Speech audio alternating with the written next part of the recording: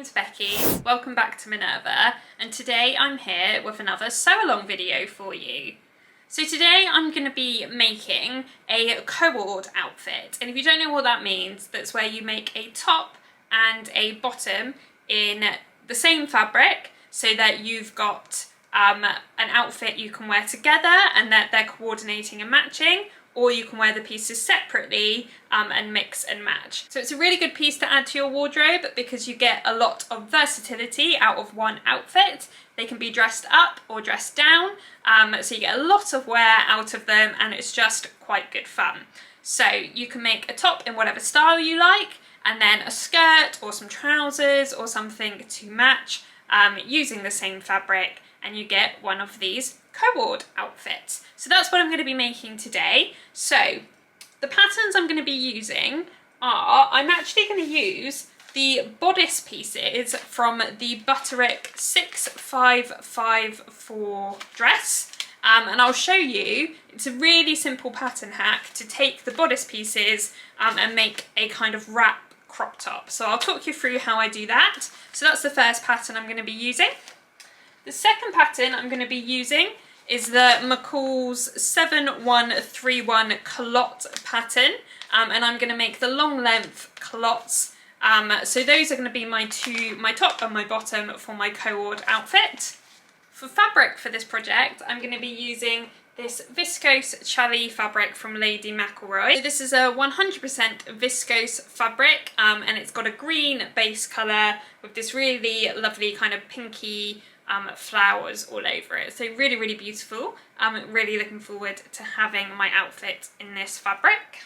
There's a few more items that you'll need for this project. So you'll need some coordinating thread. So I've got some Gutermann Sew-All polyester thread in the shade 399, and I've got 2 spools of that ready to go.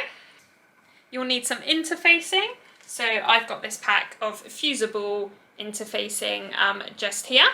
You'll need some bias binding in a colour that coordinates your fabric. And finally, you'll need some elastic. I've got everything ready that I'll need, so let's get started. Okay, so we're going to start by making the top, and for this you're going to need all of the bodice pieces from the Butterick 6554 pattern, and we're going to be using the pieces that go with views A or B of this pattern. This pattern is available in sizes 6 to 22, and the 6 is a 30.5 inch bust, 23 inch waist and 32 inch hip, and the 22 is a 44 inch bust, 37 inch waist and 46 inch hip. So when you're done cutting this pattern out, for the top version we're going to be making, you should have 2 front bodice pieces, 1 back bodice piece, 2 front facing pieces cut on your main fabric plus interfacing, 2 sleeve front pieces, 2 sleeve back pieces, and your long and short tie pieces as well. So those are the bits that you're going to need to cut out from this pattern. So to hack this pattern into a top, it's a very simple pattern hack that just requires us to lengthen some of the bodice pieces. So you're going to need to lengthen the back bodice, the front bodice pieces and the facing pieces in order to hack this into a top. And the reason for that is that on these pieces we have this section here with the dots, and that dot indicates to us where we're going to leave the opening that we use to thread the tie through in order to fasten this top. And all we need to do is lengthen these pieces in order to be able to create a hem that won't block then that opening, because then we won't be able to use it. So I'm going to demonstrate this on this back bodice piece, which I've got pinned on the fold of the fabric, and then the process is going to be exactly the same for the other pieces. My plan for the hem of this is to do a 1 centimetre single folded hem all along the bottom, because I think that would just be easiest. So there is about 1 centimetre from the bottom of that opening to the bottom of the pattern piece, so we just need to add 1 more centimetre to the bottom of this pattern. So I'm just going to take my measuring tape and a water erasable pen. If you don't have one of these, you could use tailor's chalk or pencil or kind of anything you have really, in order to mark the fabric. So what I'm going to do is just measure down from the bottom of the pattern piece by 1 centimetre, and I'm just going to do this all along at increments just spaced out along the bottom, and just put a little dot every now and then, and that's just going to mean that I can then draw a line to line those pieces up.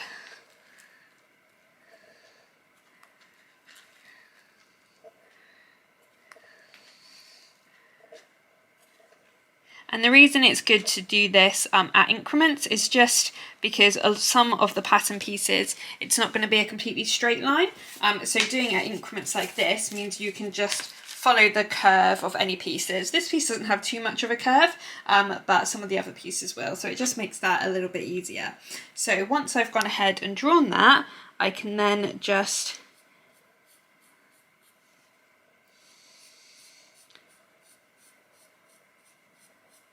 draw a line to join those dots together all the way along, and then draw a line just continuing down from this pattern piece, following the shape, and connect those 2 lines up. So now what I've got on my fabric is that additional line drawn at the bottom of my fabric piece. So now when I cut these out, I will just follow around the shape of this and then carry on down to where my blue line is and cut that out. So I'm going to do that same process on the front bodice pieces and the facing pieces, extending them all by 1 centimetre at the bottom, and then I will go ahead and cut out all of the pieces that I need. Okay, so once you have made those amendments to the pattern pieces and cut everything out, the next step is to apply the interfacing to the wrong side of both of your facing pieces using a hot iron. Okay, so once you've applied your interfacing, leave that to cool, and then the next step is to make the darts in your front bodice pieces.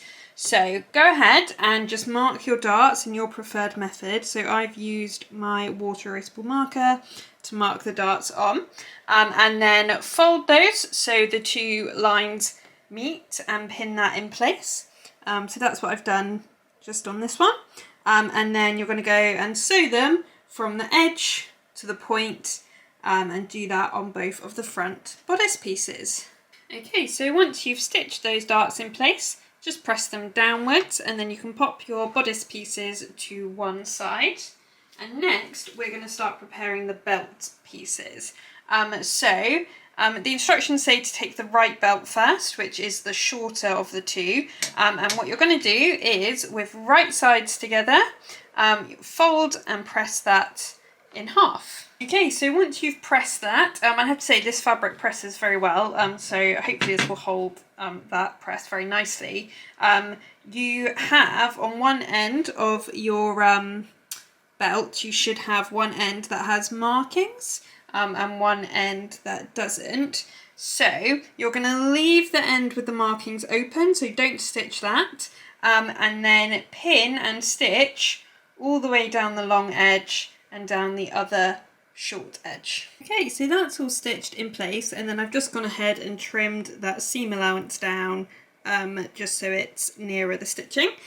So next we just need to turn this right side out. I'm going to use this loop turner tool. Now we have these available on our website, and the pack comes with 3 different sizes, so you can use them on loads and loads of different projects. They're really handy to have. So how it works is you have 2 parts. You've got this blue kind of straw part and then the stick part. You take the straw part and you just pop it inside the loop and just push it all the way to the end. so you can feel it right at the end. And then using the flat edge of the stick, you just pop it inside the straw through the fabric, and then it just makes turning this really, really easy. So you just pull the fabric through and then remove the straw and remove the stick, and there we go. Then what you can do is, using the other end of the stick, is use that to push out your corners, because when you turn loops like this, your corners don't always turn fully out, so you can just use this to poke them through. So you can just get the stick and just poke those corners out, and you can get really, really neat corners, just like that. So I would highly recommend grabbing one of these loop turners for yourself, because they do make turning those loops out really, really easy. So now we're just going to press this tie nice and flat, and then repeat this whole process with the left tie, which is the slightly longer one of the two. Once those ties are all prepared, it's time to go ahead and baste them in place on the front bodice pieces. So on the right side of your front bodice pieces, you should have some marks, and you just need to line the tie pieces up so they fall in between those marks, and do that on both sides, and just make sure you've got them attached to the right side. So the right tie, which is the shorter of the two, should be attached to the right bodice piece, which, as you're looking at it like this on your table, will be on the left side because it flips when it's on you. So shorter one on the right side, and then the left tie, which is the longer piece, on the left bodice. So just make sure you've got them on the right sides, and then go ahead and baste those in place. Okay, so next we're going to stitch the front bodice pieces to the back bodice pieces. So I've laid the back bodice down right side up, and then I've put the front bodice pieces right side down, so the right sides are together on top, and then we're just going to match up the side seams on either side, and stitch them in place at a 5/8 of an inch seam allowance.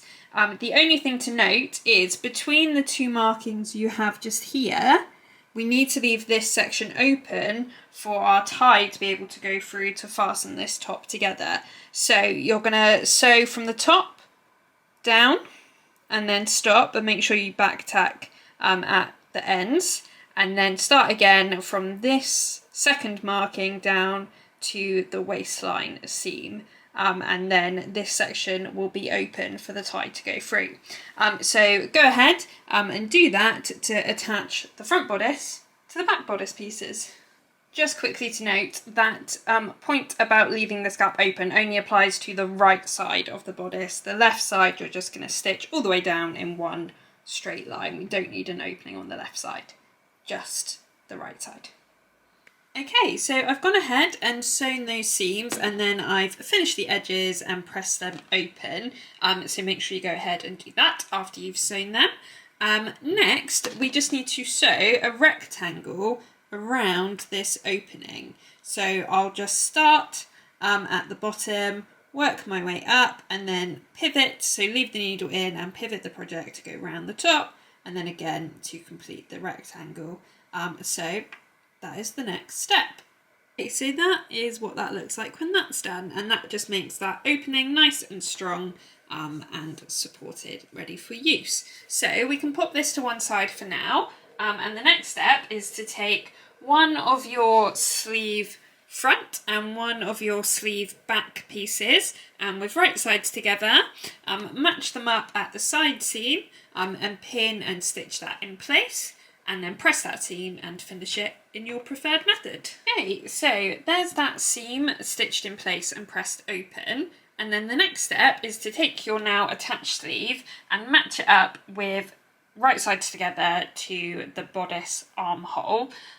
So once you've matched that up, using the notches and the seams, it should look something like this. And on this section here, you will have this little bit left over that's longer than this, and that's to attach the sleeve together in a moment. Just to note that that is meant to look like that. So it kind of matches up with this corner here, and then this bit is left to attach the sleeve together momentarily. So don't panic about that. So go ahead and match and pin that in place. And then the instructions say to do 2 lines of stitching to attach this sleeve. So one at your normal 5/8 of an inch seam allowance, and then one 1/4 of an inch away from that into the seam allowance, just to really strengthen this seam. So you're going to do those 2 lines of stitching and then press and finish that seam. So I'll go ahead and do that now and then show you what that looks like so you can see where those 2 lines of stitching are. And then you're going to repeat this whole process for the other sleeve. Okay, so that's what that looks like with those 2 lines of stitching and then the finished edge just there. So that's what you should have once you have attached your sleeves to your bodice. And then when you lay it flat, it should look something like that. So the next step is then with right sides together is to then match up and pin and stitch the overarm seam of the sleeves. So you kind of flip it over, flip it round, and then it should look something like this. So that is roughly what your sleeve should then look like. And then pin and stitch that in place and then repeat on the other side. Okay, so this is what your sleeve should look like when it's all sewn together. Once you've got to this stage, I would say that this is a really good point to go and do a fitting. So just go and try it on before we do like the facing and the neck opening and things like that, to just check you're happy with the fit. Once you've made any adjustments that you need to make, the next step would just be to go ahead and hem the sleeves in your preferred method. I think I'm just going to do a double folded hem. So I'll fold it over by 1 centimetre and press it, and then 1 centimetre again, and then hem it that way. So go ahead and hem both the sleeves in your preferred method. Okay, so now that we've hemmed the sleeves, the next step is we're going to start working on the front here, so attaching the facing pieces and binding the neckline. So the first step of that is we're going to do a line of stay stitching to stop the neckline from stretching out of shape. So on your back bodice piece, you should have 2 notches marked right near the seam. So you're just going to do a line of stay stitching in between those 2 points. Okay, so next up, we are going to start working on the facing pieces. So the first step is to finish the outside edge of both of these pieces in your preferred method. So the outside edge is this one here, and then along that top shoulder seam, and then the same this one up here and along that top shoulder seam there. Okay, so when you finish this outer edge, you're just going to go ahead and match with right sides together, match the front facing to the front bodice pieces. So just be careful to make sure you're matching the right facing pieces with the right side of the bodice. So just make sure you've got them lined up correctly. So this is what the one on this side will look like. So you're just going to match, pin and stitch that in place, and then repeat the process for the other side. So the next step is to start preparing our bias tape. So the measurement of bias tape that you need is the measurement of this neck edge, so the whole kind of raw neck edge up to where the facings join on, plus 1 centimetre at either end. You need 1 centimetre extra at either end. So go ahead and measure that out. And remember, you can always cut some off, you can't add more on. So you can always add a little bit extra just to make sure you're safe, and you can snip off at either end to make it easier to work with later on. And then once you've found your measurement, go ahead and just press one of the folded edges of the bias tape lightly just press that open and it should look something like this. Okay, so once you've got your bias tape all folded out, the next job is to pin it in place on the right side of the neckline. So you're going to pin it on the stitching line, which is that 5/8 of an inch seam allowance, and then you're going to be stitching in this crease. So you can use your stay stitching line that you did in between those two notches to line this central piece up, and then just follow that same line all the way to the edges, and that's a really good way to line that up. And then when you're stitching, you're just going to be stitching in this crease here, so just go nice and slowly to make sure you accurately get that get your stitching in that crease line. Once you've done that, you can then go ahead and trim this neckline down so that it's level with the bias tape. So those are the two steps to go and do next. Okay, so that is what that looks like when that's all done. So that has been stitched in that crease and then trimmed down that seam to meet the bias tape. So the next step is then to understitch the bias tape and the facing pieces on the inside. So you've got this seam that runs all the way along. So you're just going to stitch all in one go from the facing pieces all the way and understitch along and then back down the other facing piece. So I've just pressed that seam so that it's kind of sitting the right way, just to help it stay in place as I'm stitching. So if your fabric needs that, you can go ahead and do that just to help you. You can pin it if you want to, but if your fabric's sitting quite comfortably this way, you might not need to. So just whatever you think is best for the fabric you're working with, and then just go ahead and yep, understitch both the facing and the bias tape to that inner seam. Okay, so that's that understitching done all the way round, and when you've done that, you're then going to fold and press the facing pieces and the bias tape to the inside, and that will turn your ties out like this, so they'll look lovely and neat once you've done that.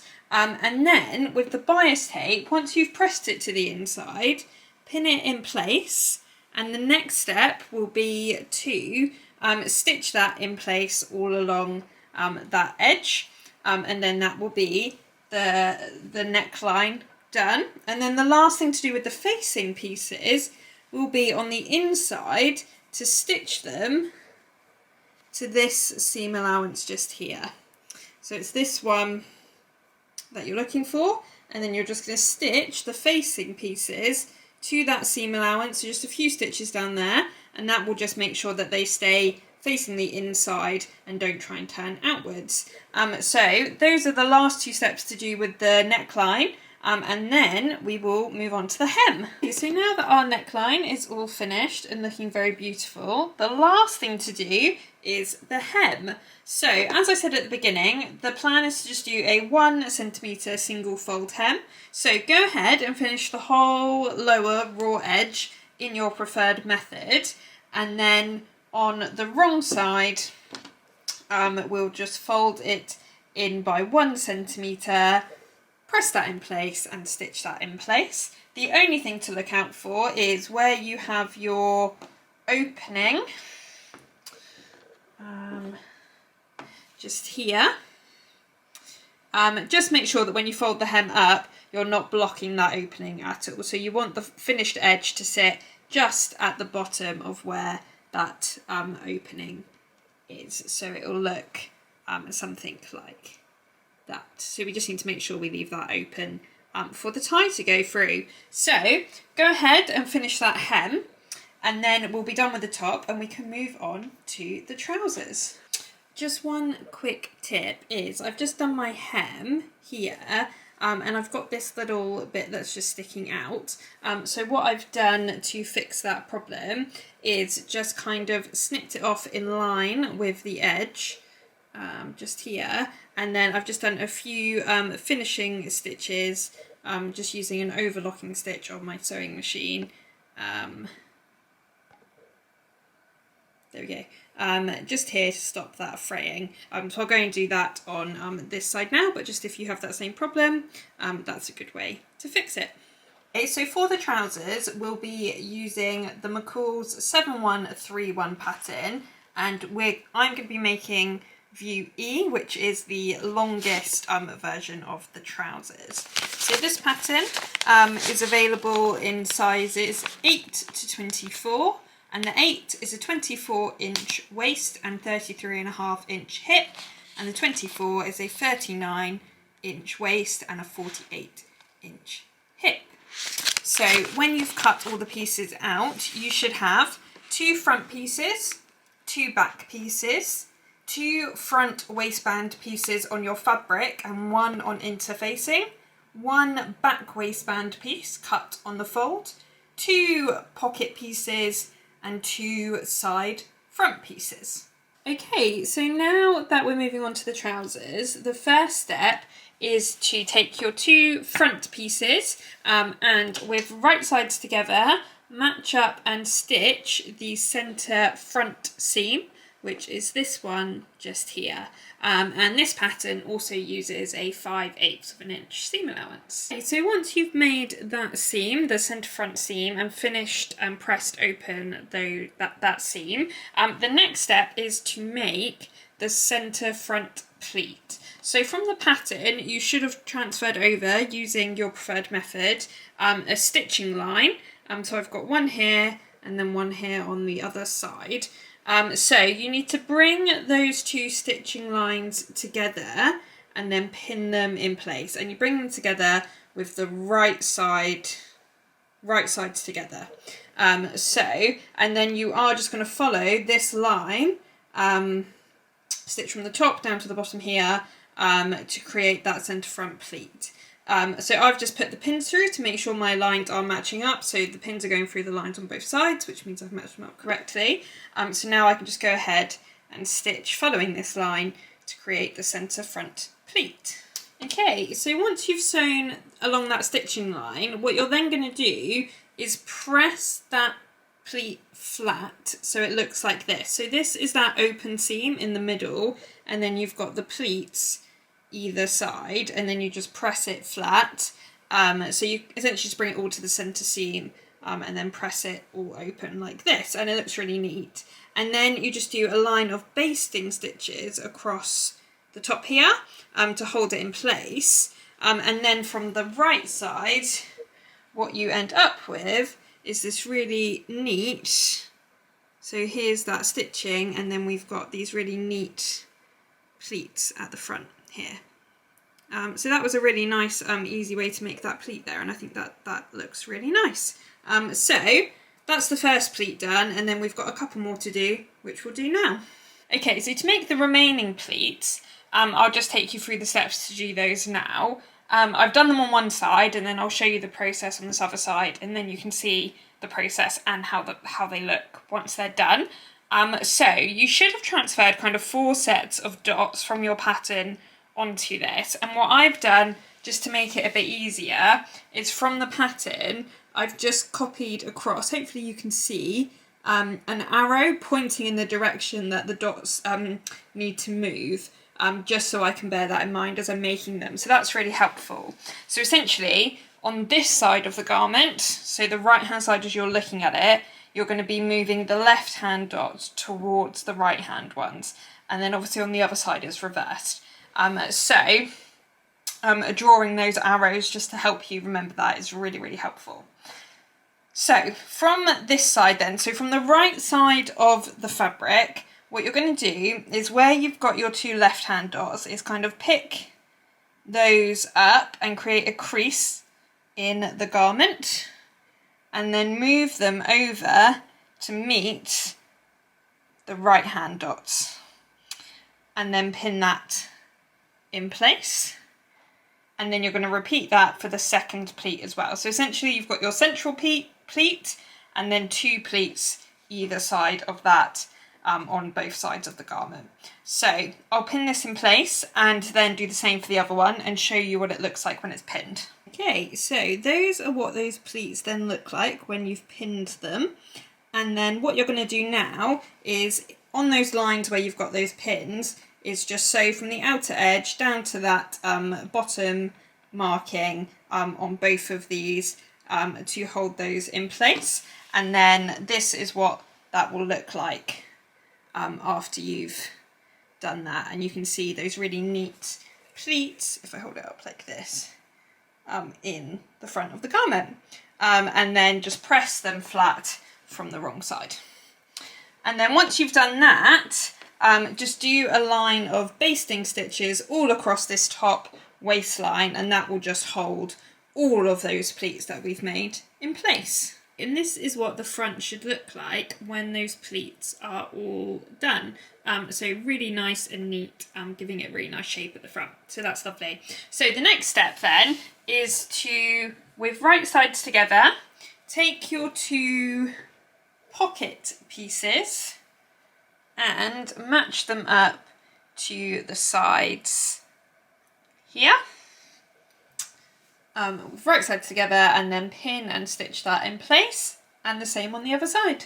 Okay, so that's the pockets all sewn on, and then I've just gone ahead and trimmed down and finished this seam here. So the next step is to understitch the pocket piece to this seam allowance here.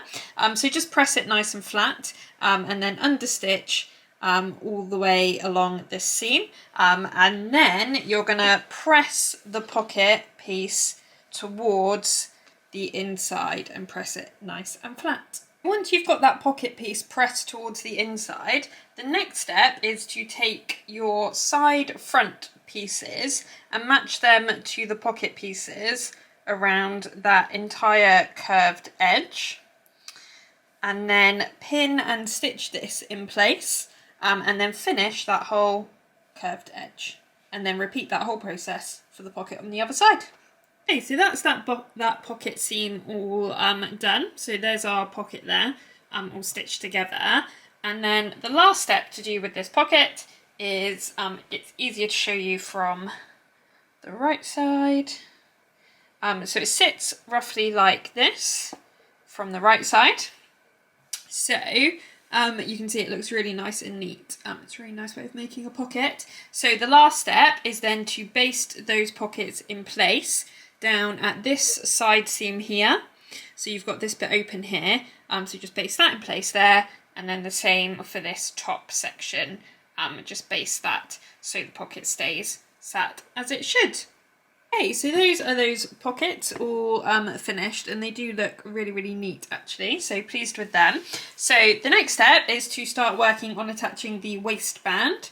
So the first step of that is to sew a line of gathering stitches along the whole top of this waist section on your trousers. So you just put your stitch length up as long as it will go on your sewing machine. For mine that's about to 5mm, and just sew a line of gathering stitches all along the top of your waistband here. The next step, once you've done your gathering stitches, is to take one of your facing pieces in your main fabric. The other one we're going to leave uninterfaced. So you just take one of those pieces and then apply your interfacing to the wrong side using a hot iron.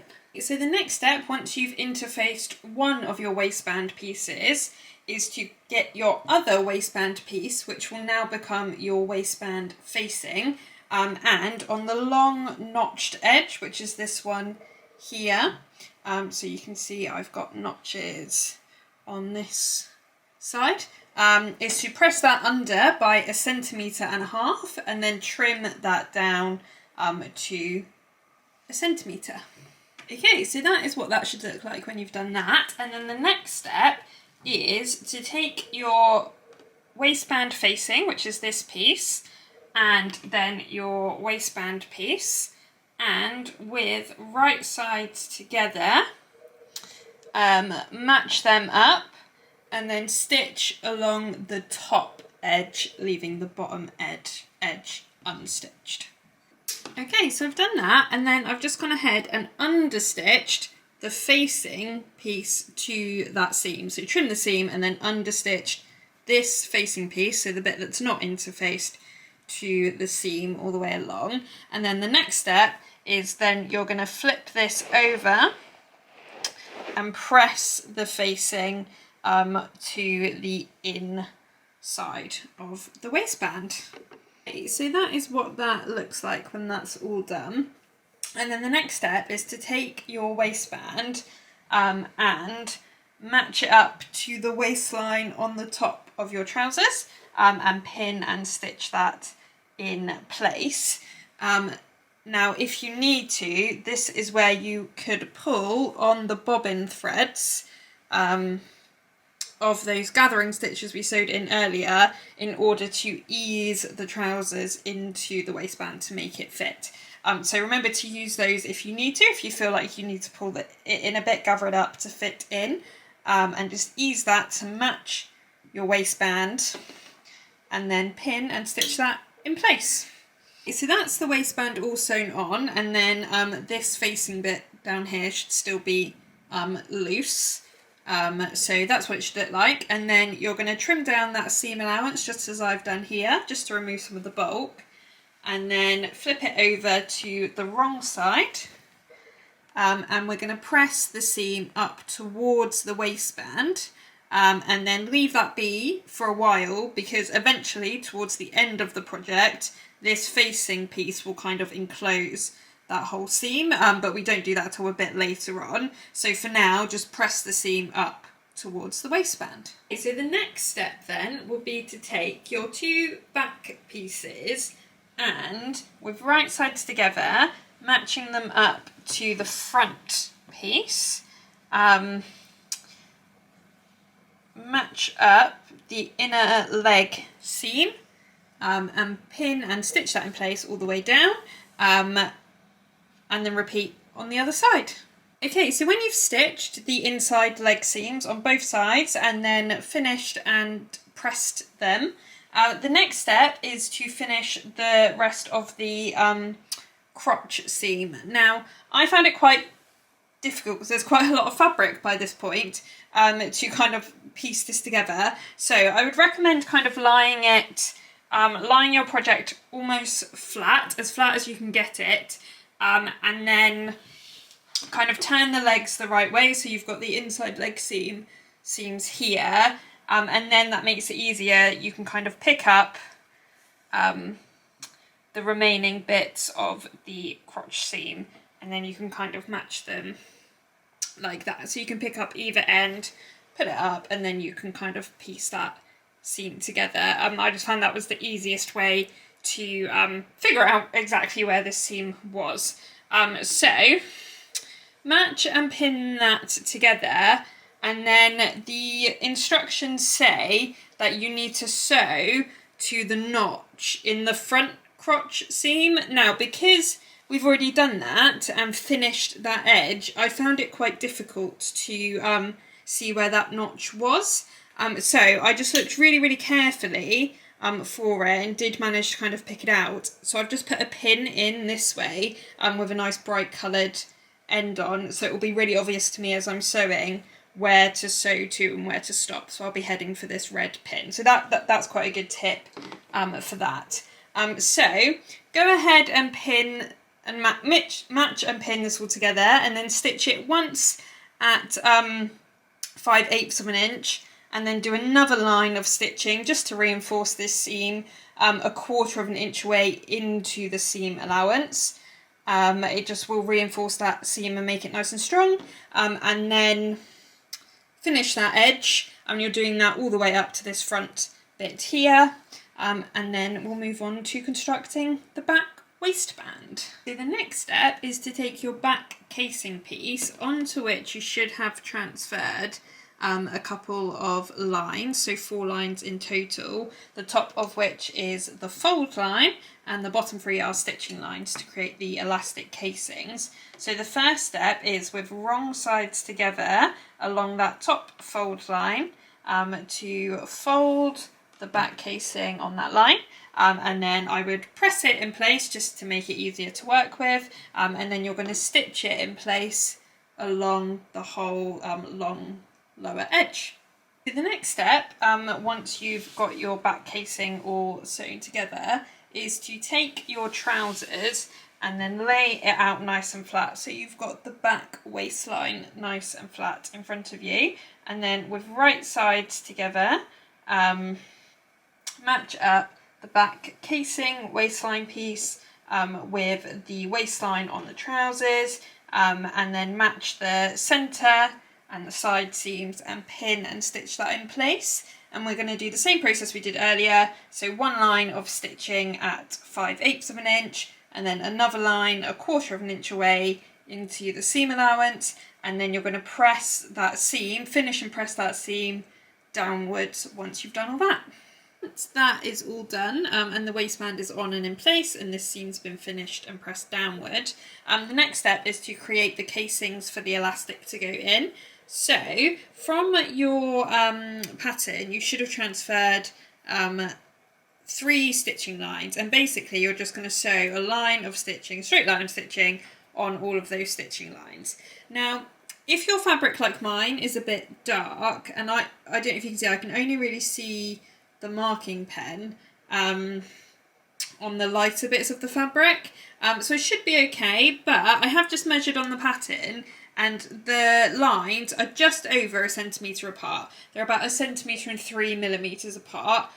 So if your markings aren't transferring onto your very dark fabric and you don't have anything else to transfer them with, like me, then you can always kind of gauge that using the measuring marks on your sewing machine, if that helps. Hopefully you'll be able to see your markings a bit better. So go ahead and sew those 3 lines of stitching to create the casing for your elastic to go through. So when your back waistband has all been attached and you've sewn all of your channels on your stitching lines, so you should now have 4 channels for 4 pieces of elastic to go through. The next step is to take your pattern piece, which is called the Guide for Elastic pattern piece, and using this, cut 4 pieces of your elastic in the length indicated on this pattern piece. Okay, so when you've got your 4 pieces of elastic, the next job is to insert 1 into each of the casings we've made on our waistband. Now the easiest way to do this is to use 2 safety pins. So if you take 1 piece of elastic and pop a safety pin in one end, and then on one of your casings just pin this to one end, and that will stop you losing the end of your elastic inside the casing. And then get your other safety pin and pin it to the other end.